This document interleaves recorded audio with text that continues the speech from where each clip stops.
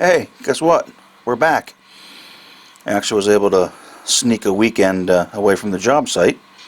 Came home and decided to do something, even though the weather's nice, but it was early Sunday morning and the grass was wet, so I couldn't cut it just yet. So anyway, I decided to get this switch reinstalled. This is the hardware for basically it's a padlock switch that is in this particular interlocking here at Wallace Junction.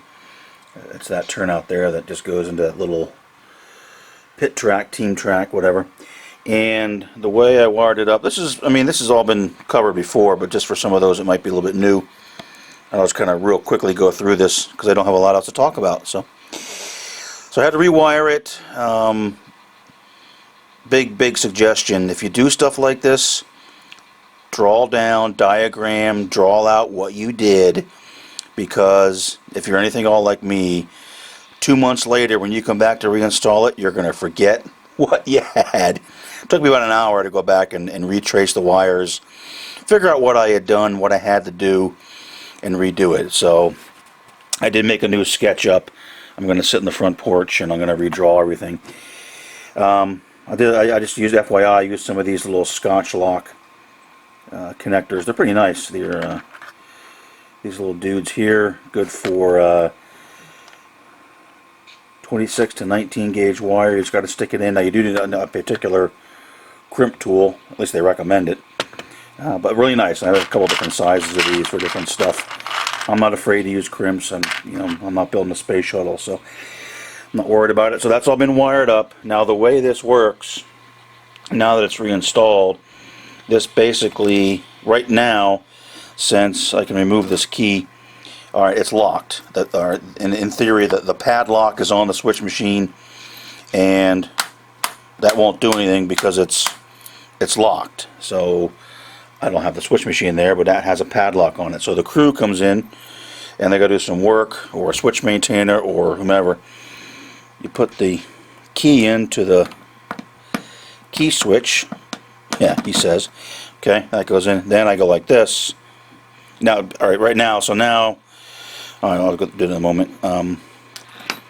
See, now I unlock it. So I get my LED that comes on, and now with this, the crew, in theory, it's a hand throw. Now they can. Okay, now I can throw that switch.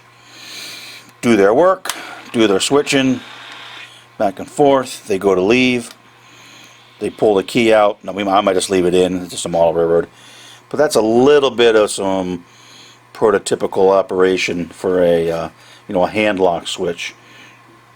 This is the switch, the key lock switch I use. Again, all this is covered in earlier videos, but I can't blame you if you don't want to go back and look at all those. So now this also ties into the signal system. Right now I've got a little test boy over there, and I'm going to run him in and just kind of show you real briefly what happens. Before I do that, let me just kind of show you real quick on the computer screen how things look. Alright, real quick, this is the screen that we made up, just kind of give us some monitoring if we're actually running the layout. This gives us all the directions of traffic, feedback positions on the turnouts, and also whether they're manual hand or locked or unlocked, and then some block occupancy. I'm not sure how well it's going to show, but the turnout we're working on is SM7. So SM7 right now you can see is normal, and SM7 is locked. So I can zoom in on that if it's actually going to show up on the video. So SM7 is locked, and SM7 is normal. Now I go through those keys on the switch on the layout. I'll just show real quick what happens back here. Alright, so now all I did was just unlock it, and you can see that now it shows that it is unlocked, although it's still normal. So now I'll go through the switch. Alright, through that switch. So now it shows reverse and unlocked. That's just to show the visualization of what we have here. So let's go back and see how it ties into the signal system. Alright, so here it is back here. So I'll go back to normal and basically locked. Now the computer screen would go back to that. And now I have my little friend over there. Let me introduce you to my little friend.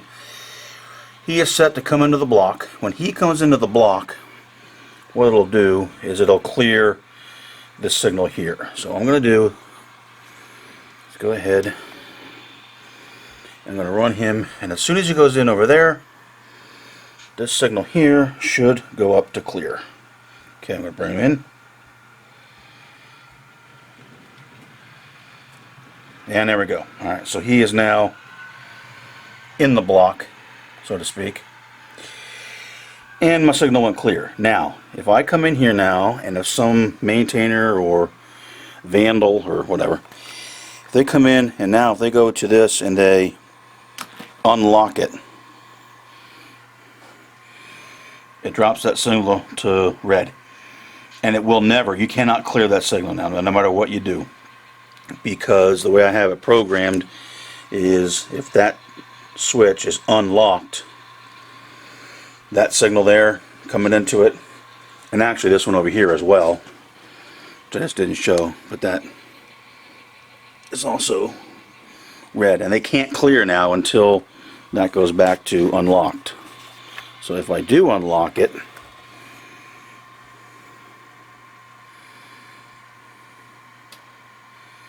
it's hard to do with one hand, it will then go back to clear. And whatever indication is, if I was actually going to cross them over, so I'm going to bring them in here, so I decide I want to throw this. Now we're going to cross them over. That changes to a red over flashing green for the diverging movement. However, again, same thing. Now if I come in here, if I unlock it, it drops it to red. So that's just how it kind of ties in the to simulate the lock unlock. And the same thing would happen if I went normal reverse. Although really once I unlock it to throw it, because again if it's locked, the power doesn't go to the tortoise.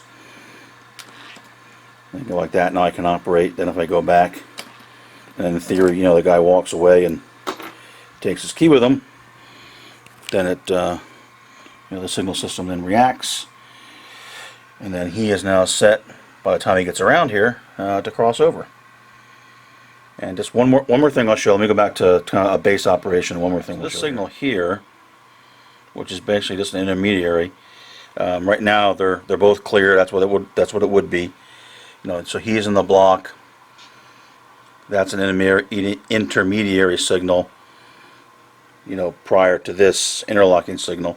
So same thing. Now if I go and I do this and I do that again, this signal, pardon my finger, drops to red.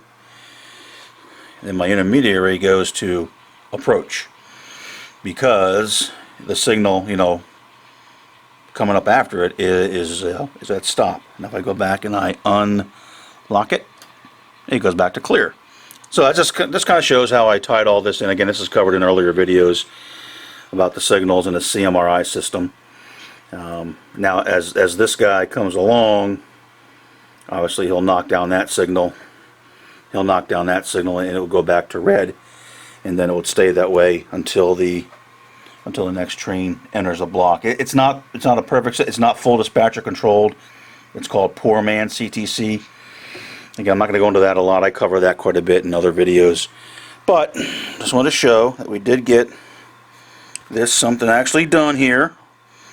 And what I might do is come back and put some nicer hardware. I don't really need it because it's held in pretty well with the switch, with the nuts on the switch and on the switches themselves, but just to dress it up a little bit. So that is that. Just wanted to real briefly show that finally got something done, and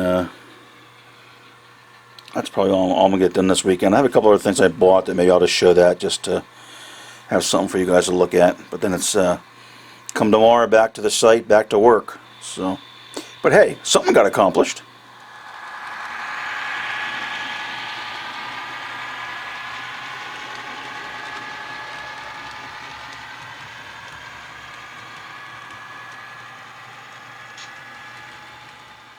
Alright, we'll go ahead and wrap this up because I have to get this up and posted quickly and then back to the job. This, as I mentioned in the last video, this is the last item I got from Caboose Hobbies. It's an Atlas Masterline covered hopper. I just kind of saw it there and decided to buy it. And it was actually in stock. It's one of the few things I got. Well, okay, let me put it this way. It's the only thing I got out of a relatively large order. But that's okay. Just FYI, if you're interested or keeping up, looks like Caboose Hobbies may perhaps have been purchased by somebody. I'm not sure. I got an email saying that their pre-orders are going to be filled by them, by Caboose Hobbies. Perhaps a new owner out of Denver. So I don't know. I have more to see, or more to come on that. There's supposed to be information coming on their website. It was down for a while, but now it's back up, and it does have that note there. So, all right. So I got this, and it's a few more items to show, just to kill some time, and then we're done. All right, a couple other things I got. This is based on a video. If you're not aware of, I think it's Kathy Millett. She's from the UK. Very good. Does a lot of good scenery stuff. I highly recommend check out her channel. She's very, very talented. And I recently was, since I can't do a lot of work, I was watching a lot of videos from her and others, and she had a real good video on making roads. Tarmac road, she calls it. But she used this foam stuff. Thin foam. And I think this is the right stuff. This is 2mm black foam. And I got it at Hobby Lobby. And I got 4 sheets. You can see how much it cost. It's an excruciating 89 cents. They also bought some at 3mm, which cost a whopping 99 cents. But I figured, you know, I'm thinking about the parking lot in Lake City for where I'm going to have the diner and whatnot. It might be interesting to try her technique on this. So I got 2 at 3mm, and then I got 2 for a wallet burning $1.27. I got 2. They call them 0.2. About 6mm. I don't know. Yeah, a little less than a quarter inch. So these might be useful. And again, I don't think the thickness really matters. I think for her, she used the 2. She was making a road. We're going to do a parking lot. It's going to match into other stuff, and I already have some of the road done. So the slightly thicker stuff might be better. But I was there. It was relatively inexpensive, so I figured I'll try it. Apologize for the glare on that, but Hobby Lobby had those. And again, check out Kathy's video. And then it was there, since these things only cost like 89 cents to $1, and you know, Hobby Lobby gives you those coupons. Well, I wasn't going to use a coupon on a $1.27 item. I found this, and this looked interesting. I'm not sure. This is preserved moss. Now, this other bag here is also, they call it from the moss collection. This almost looks like lichen. Might have been a little bit expensive, but I was there, so I picked it up. Again, trying to look forward to making some, you know, underbrush and bushes and the scruffy, gnarly stuff that grows along the railroad. This looked interesting, so I figured I'd pick up a bag and try it. I used the coupon on that. That was the most expensive thing I bought. So, but I used the coupon for this, and it looks interesting. So just FYI, again, I was kind of walking around, seeing what else might be there that I could pick up for scenery. And this stuff looks kind of interesting. I don't know. We'll try. I haven't tried it. I'm not going to be able to try it now. This will definitely be a project for later. They also have moss mats that looked, for HO scale, looked a little bit too large. I'm thinking if they were, or if you're into S or O gauge, it might be something to consider, especially for like a forest underbrush, you know, the kind of a forest floor type stuff. Might be useful there. I'm not sure. So, all right, so that's it. Picked up these 2 things for trying stuff in the future, and based on Kathy's video, I can see the bags leaking. I picked up some foam to try. Again, I'll go back and check out her video again and try to learn that technique and bring it back and try it for the, it'll be actually over here. The station's going to be right across the track there. And you can see it is a little bit elevated coming down off that road. That's why I thought one of the thicker ones might work. Kind of in here. I'm going to have a parking lot. And the diner's going to sit in there. So, alright. So that's it for now. That's all I got, really. Although I did get something done, so I feel a little bit better. Layout still here. Kind of sitting here, holding down the basement.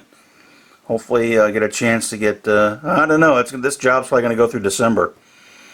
And actually it slipped a little bit when I was there, so good Lord, it might go toward Christmas, but we'll see. But I want to get back, I'll definitely be in the mood now when I get back to hit this full time, and I'm going to tell my boss I'm taking a bunch of time off, like a month off of work, after being gone for 3-4 months. So we'll get back, we'll hit it, got a lot to finish, a lot of things to do, but I can at least, as of this weekend, I can cross one thing on my to-do list. Woohoo! Alright, thanks for watching. It's going to be a while, like I said, but we'll try to keep things updated as we get things done here.